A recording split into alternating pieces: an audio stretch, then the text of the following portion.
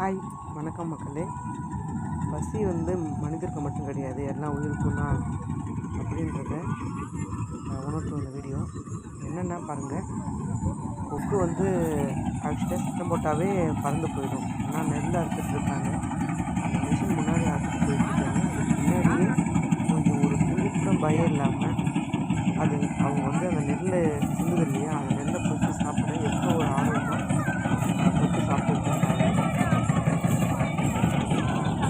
பசி வந்து எல்லாத்துக்கும் கொடுமையானது தான். சொல்லுவாங்க இல்லையா, பசி வந்தால் கொக்கு பறந்து போகும்.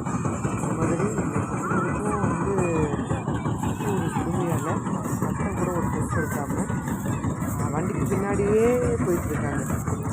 அந்த நெல் விழுறதெல்லாம் அப்படியே பொறுக்கி பொறுக்கி சாப்பிட்டுட்டே போகிறாங்க. கொஞ்சம் கூட பயமே இல்லைங்க. லைவில் பார்க்கும்போது அது வேறு மாதிரி.